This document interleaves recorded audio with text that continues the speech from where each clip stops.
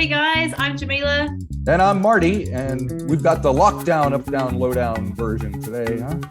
Yep, both of us at home, so hope everyone's home and well and safe and making sure that they wash their hands. Yes, indeed. We don't have any live concerts to talk about, but plenty of new music and singles of the week, interviews, all that stuff, so watch and listen.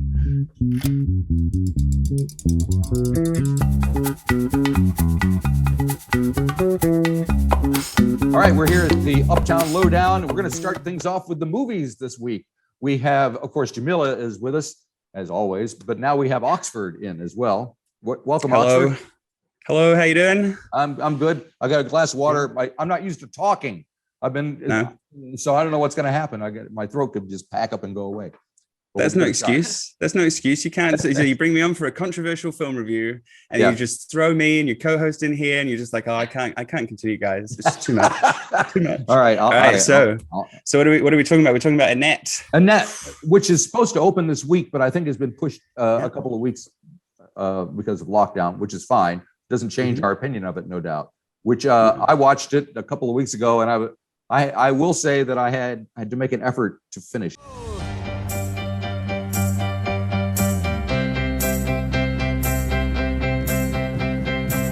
So may we start, may we start, may we start. So may we start, may we start, may we start. There she is. Annette. This is my baby. Excuse me a minute.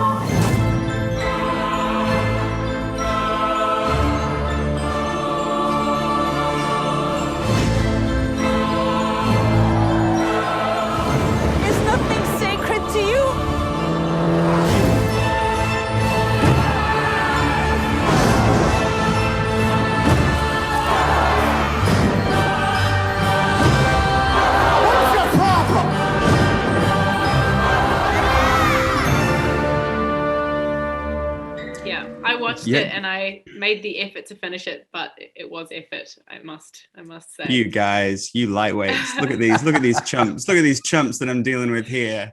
An effort to finish. I watched a 14.5-hour Argentinian film at the film festival a couple of years ago, and that was a breeze. Mwah, it was beautiful. This is a piece of cake. Compared to was it a better film than Annette, though? That's the thing. Hey, well, that was an interesting one, LaFleur, but we'll that's another time. That's a whole different segment. But so Annette, let me know. So I thought it was after a year of poor or just substandard cinema. Right. I just loved the weirdness of it. Well, like it was like very early, like surrealist kind of style. It reminded me of what's the Exterminating Angel, that kind of Buñuel. Just really strange, obscure weirdness to the film, and I love the consistency. Like it never softened itself. That's true. That's why it's a struggle. Yes, and you could draw the parallels with the entire film as a struggle in itself. But we won't do that because that's too much. But like at the same time, like I thought it was consistently off-putting. Now, we should mention that it's a musical. Consistently uncomfortable, yeah. It's a musical written by the band Sparks. Are you familiar with them, all you guys? A little bit, but you'll have a much better knowledge than I do. I have many of their albums here. Here's some from the 80s and 70s. Nice. So wow. They've been around since the 70s, and they've had they were kind of slightly attached to the glam period, even though they're kind of an entity unto themselves. So it's amazing that they're still going. It's two brothers, Ron and Russell Mael. So they've written this thing, and you see them right at the beginning of the film singing and playing. Yeah. But then the singing never ends. I think if I'd known that it was going to be strange before I had gone into it, I would have had a different perception of it. I think I didn't know how weird it was going to be. And so it continued getting more weird, and I don't know. But it wasn't what I was expecting. And then I was just getting... Well, the way that it started was almost quite like other movies. They had a weird intro, and then it started in the studio. So you're like kind of, a musical. And it just progressively got more and more weird. But I was kind of thrown off by everything. And I think almost like once I got past the first half and I'd accepted that it was just weird, it started to get easier because I was like, I understand now. It's not meant to be easily digestible. There is a baby that's not real and it's not meant to be real, and you just, once you accept that, it's easier to understand and it's easier to follow. The off-putting is the disconcerting kind of. I don't want to say discombobulating, because that's, you know, again, too much of a $5 word for me. But yeah, but just but I think so. The interesting thing, the one other thing with that was it's a long film as well. Yes. You know, it's 2 hours 20. And so did you? So I think as well, I think seeing it at the cinema would provide kind of it's a very visually, it's a beautifully choreographed kind of film, both in and good acting as well. Yeah, so I mean, it's every time I see Adam Driver now, I'm just, you know, so I mean, not that I'm ragging on commercial films like Star Wars, you know, but like at the same time, when I see him doing something like this, I'm like, oh, this man. Yeah, with but talent, I'm going to throw a wrench into works and suggest that he can't sing. Can't sing? I don't care. I loved him. I loved his raw, awful, brutal bombing on stage as the comedian. It had that awkward, cringe, uncomfortableness like The Office, and it was just So I liked it. It was so for me. I mean, it's an effort of a film. I will say that, and it's an effort because it requires you to. You can't ignore it. You can't kind of, you know, you have to be completely focused, or else it's just, you get lost. And it's almost, you know, so it's almost like it's the kind of thing where if you almost don't have subtitles for it, you know, like it's, you kind of like having to actually listen out to every single lyric to maintain your basic understanding of this weird narrative. So it's a film that demands a lot from the viewer. I think, which, I mean, considering that most of the things that I watch or have watched in the past year have not done that at all. And it's just kind of been like, gosh, I could just instantly forget this in this brain soup. Like, you know, to have something that at least kind of challenges and forces me to pay attention. Well, it definitely was challenging. I'll give it that. With a watch, I would say that's the thing, and that's the value of a film. Is it worth one watch to take an individual opinion? And I think having similar but different kind of approaches to it is the sign for me of good cinema. You know, it's like good comedy. It's like 50 people should be laughing, 50 people should be horrified. Right. That's the best thing. You know. But yeah, so I would my vote. Not that it matters, of course, my uninformed opinion. I vote it high. All right, there you go. Endure it. See if you can. I can't say the same myself. Yeah, but, get through it more than the ice bucket challenge. I say more value than the ice bucket challenge. Definitely. Any of those crazy things on TikTok. Yeah. I don't even. Understand what that means. No, but yeah. Neither do I. I'm just pretending. I'm just trying to be younger than I am. Yeah, there you go. The ice bucket challenge was a good, 10 years ago. Was it? Damn. Yeah. Yep. I didn't have grey hair. I must say, I did participate. Did you? Yeah. I've done both challenges though. So I've also done Annette. So.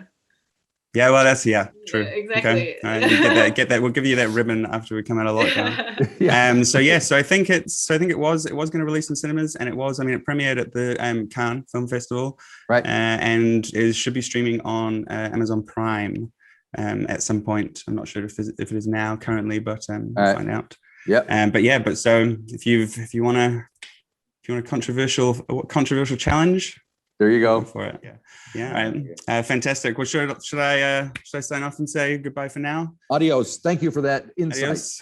Oh, you're more than welcome. So I'm going to be watching. I've got a couple more. I'm going to be watching Slasher.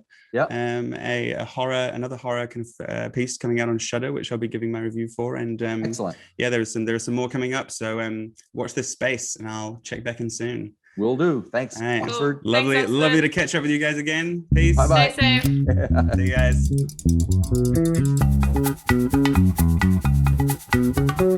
Okay, it's time to take a look at the new albums of the week. The one that I like the best is also a local album. It's by Kendall Elise. The album is called Let the Night In. And I was afraid it was going to get postponed like a lot of them are, but this one actually has made it out alive. Yeah. It was recorded just around the corner here on Roundhead Studios here in Uptown. Cool. So that's very exciting. And it's not that much later than Kendall's previous album, which did very well for her. And I think on this, have you listened to it? What do you think of it? Yeah, I thought it was cool. It was very you can definitely tell that she's a Kiwi artist. You know, she's got that quite overpronounced Kiwi accent that quite a lot of Kiwi artists have, but it really fits the genre of her song, I thought. Should we check it out for the people at home? Yeah, well, let's play a tune and then we'll come back and talk about it. I'll be alright. I just need time. I'm stuck between hello and goodbye. I'll be alright.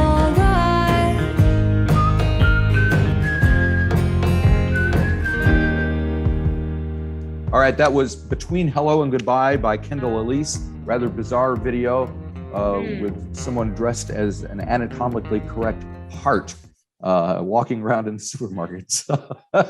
Very interesting. Oh, it keeps your attention though. Definitely, and it looks like they had fun making it. So as a matter of fact, I do know they had fun making it because I did a little interview with Kendall as well this past week. Ah, cool. We can't meet anybody or see them play, but we can Zoom, and that's what we have to work with. Zoom. So Kendall was very excited to talk about the album, no doubt, because like anybody else, she doesn't have much else to do either. So we talked about making that video, which was pretty cool. But the other thing we talked about was a song called Let the Night In, which has her mother singing on it. So let's hear her tell us about that. Such a crazy little experience for her, because she's not a recording artist and she's not a musician really as such. She just loves to sing. Right. And I don't think she's ever, she might have like at school or whatever sung in front of people, but she's never sung in front of an audience before. And I wrote the song for her because I knew that she could sing and I wanted to have her in the studio. Right. And so the night when she came in, she was just so nervous and so excited. And it was a little bit sad actually because my grandfather, her dad, had passed away 2 weeks before. So 2 weeks, yeah. Yeah, so she was still quite raw actually. And he was he's one of my biggest fans. So he would come to the Country Music Awards every time. So this year we definitely missed him. Yeah. So when she was in the studio, we did the recording. She listened back to herself and she was in tears. It was just such a beautiful moment. And she heard it, and nice. I just said to her, "You never knew you could sound like that, did you?" I knew you did, but did you? And she was just like, "No." And we were talking about how Granddad would have been really proud. Alrighty, that was Kendall Elise telling us all about her new album. The album is called Let the Night In, and it's less country than it has been. She's been kind of country noir, and so she's got the a cover of the Suzi Quatro song, Your Mama Won't Like Me. So she's got some rock and roll happening in this one. And just the ease into that more rocking sound is always a good thing if you ask me. So I'm enjoying it.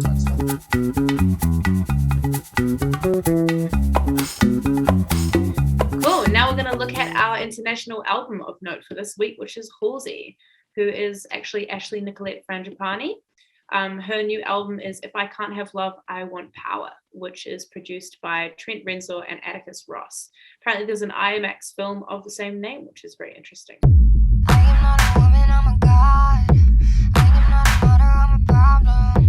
I am not a legend, I'm a fraud. Keep your anxiety. Trent Reznor and Atticus Ross are, of course, 9 Inch Nails. So their names are very, very familiar. So having them producing a Halsey album is something odd and strange and wonderful. So and the production I think is a really interesting part of the album. In her songs, it's pop, but it's interesting, and there's elements that are quite different from a lot of the pop that I hear at the moment. Yep. And she's got a cool video for one of her songs, which we should probably check out, and then we can come back and talk a little bit more about it. Okay. It's I Am Not a Woman, I'm a God. Is that the one? Yeah, that's the one. Why not? I am not a woman, I'm a guy. I am not a mother, I'm a problem. I am not a legend, I'm a fraud. So keep it like I already got one. I am not a woman, I'm a guy. I am not a mother, I'm a problem. I am not a legend, I'm a fraud. Keep it like I already. Now that I've seen the video, it's hard to see the two apart, because I think the video is very empowering and very feminine, and I think speaks a lot for what she's clearly written the album about. You know, she's writing it while she's pregnant and in love, and it's very clear that she's expressing her power in that sense. And I think that she's got something to say that is quite timely about, you know, saying I'm not a woman, I'm a god, and sort of not asking for respect, but demanding it, saying I am important and I am to be valued, and here is who I am and respect me, you know? And I think it's cool that she's just stepping up in that way and saying, this is who I am, and I'm pregnant, and here you go. Here you go. Yeah. Well, she's definitely, and musically, she's just taken her whole thing to the next level. I mean, by having, you know, Trent Reznor producing it, she's got like Lindsey Buckingham and Dave Grohl playing on it in different bits and pieces, but they don't overshadow it. It's all about her and what she's trying to do, I think. So, I think this is going to be a big record for old Halsey. Yeah, I mean, she's been growing for the last couple of years. I think I remember first hearing about her in 2012 or 2011. So, you know, it's cool that she's still in the scene, still doing stuff.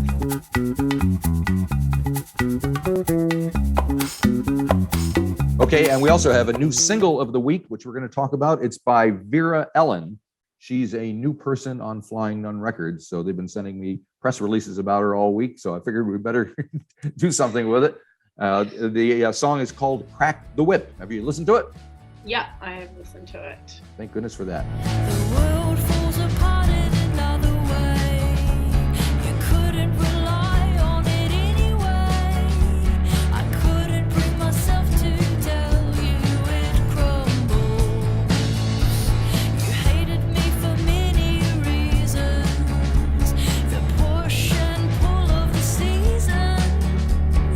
This is how we crack the whip of love. The video for Crack the Whip, it looks like is used some old footage that was shot at the Wellington Zoo back in the 1990s. So a little nostalgia trip for Vera Ellen. And her, her brother is also in there and also plays on the record and is in her band. So there you go. Quite different from all the other stuff we're looking at this week. You know, quite a lot more solo focused, more sort of acousticy and singer-songwriting. And I think it's cool.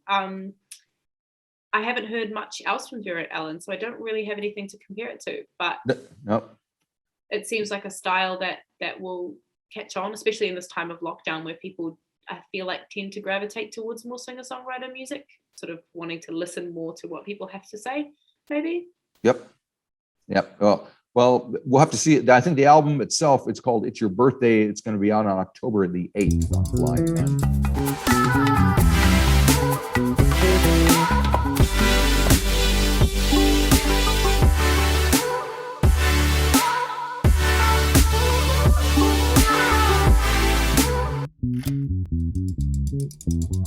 Okay, now this week's interview of the week. I've been doing tons of interviews as always, but the one that stuck out for me was with James McMurtry, who has a new solo album out. It's his first one in quite a while. His father was Larry McMurtry, who's a very famous American author who just passed away a few weeks ago.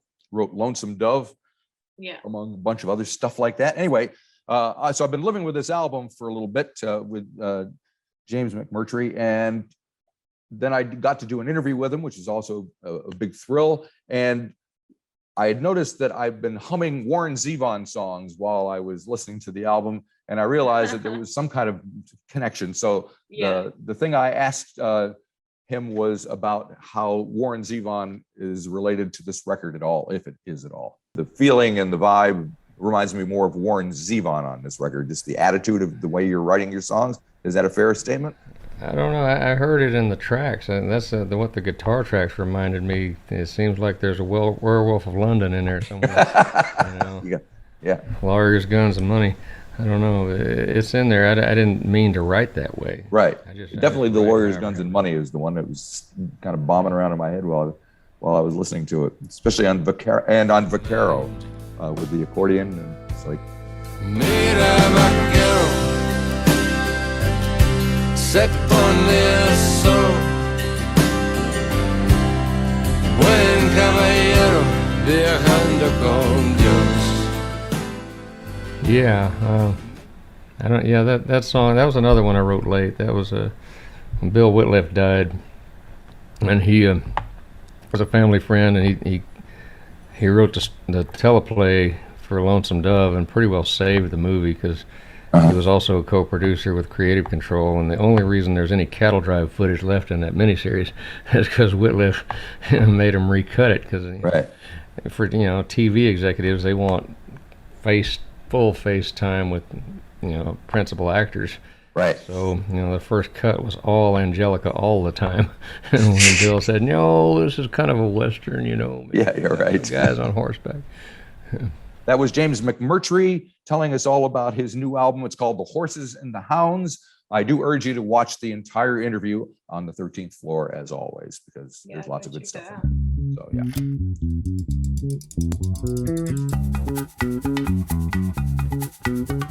All right, we go from our interview of the week to our up-and-coming artist of the week. And since you're much younger than me, I'll leave it up to you to decide who it is. All right, this week's up-and-coming artist is Odds and Ends, who happen to be good friends of mine. They've just released their single Picture on Friday, which has got over 3,000 streams, I think, already on Spotify, which is very exciting. And I happen to be in Bobble with one of them. So whoa, hey, wow, how's it going, man? How you doing? So what's happening with Odds and Ends? Well, not much. We're all in lockdown separately, so we can't really. I mean, I'm sort of bouncing a few recordings back and forth with the guys, but not much, Man, oh, but man. hey, tell us about Picture. Tell us about that release. That's Yep. new and exciting. Let's take a picture by the end. I'm not scared in case we fall down. I got nothing to complain about, but somehow something don't feel right. it's fun. We haven't released music in almost 2 years, so it's exciting to finally have music out again.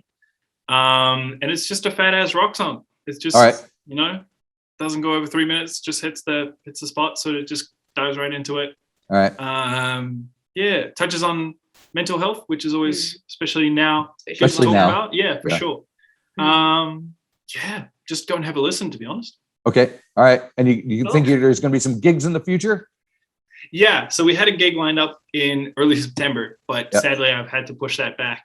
Yeah. And I'm happy I did because now lockdown's extended and all that. So to be honest, it's all right. When we're all out of lockdown, everybody will be stoked to go out to gigs again. Yeah. And we've got another song coming out in November. So that should be okay. Sweet. We'll gig when we'll gig, Yeah, I hear you. Yeah. Keep your eyes out. New Year's For period. sure. Yeah. Excellent. Cool. Thank you, Thanks sir. for coming, Ken. Awesome.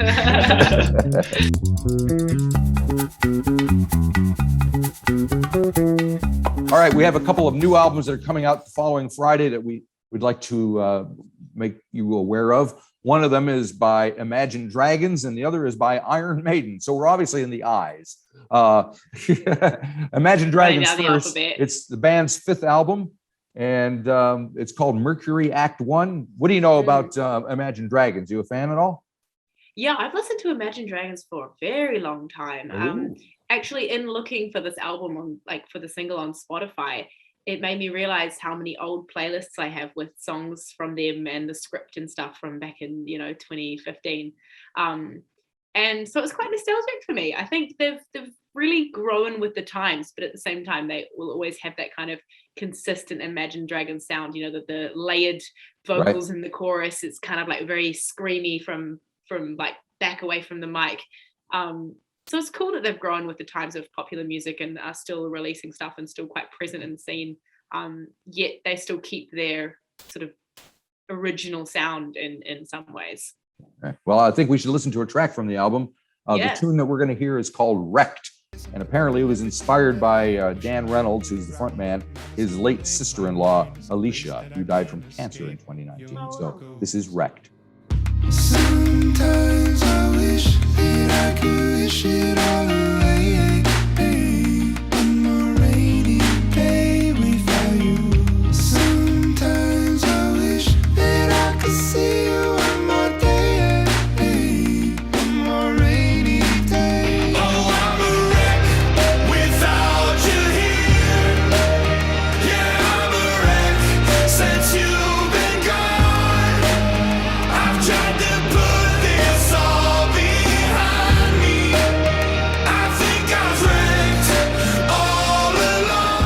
Okay, so that was new music from Imagine Dragons. The album will be out on Friday. We also have one from Iron Maiden. Believe it or not, those guys are still around.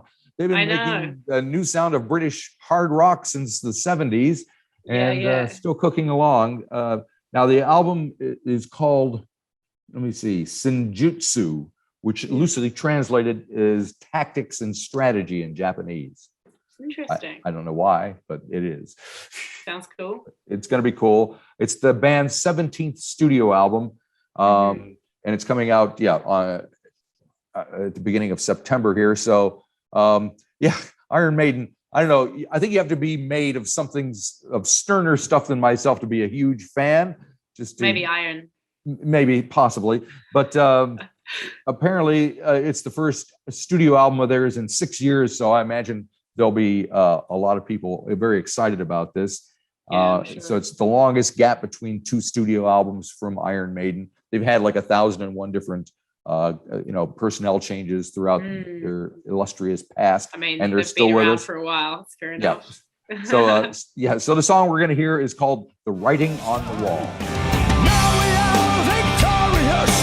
We become our slaves. A land of hope and glory, building graveyards for the brave. Have you seen the writing on the wall?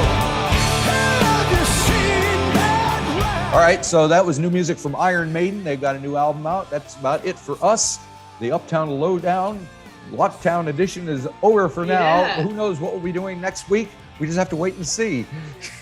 Yeah, well, we'll be here for a little bit longer, but hopefully not too much longer. I'm dying to go out and see some live music. It's driving me crazy. Oh, it will give us, that appreciation again. Exactly. All right, well, hang in there. Cool. Listen to all that stuff.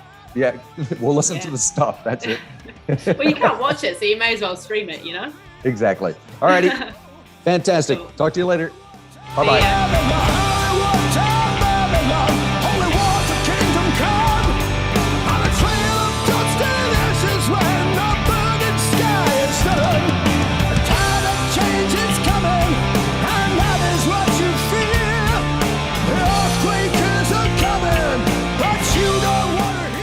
The 13th Floor Uptown Lowdown is brought to you in part by a grant from the New Zealand Music Commission and by the Uptown Business Association.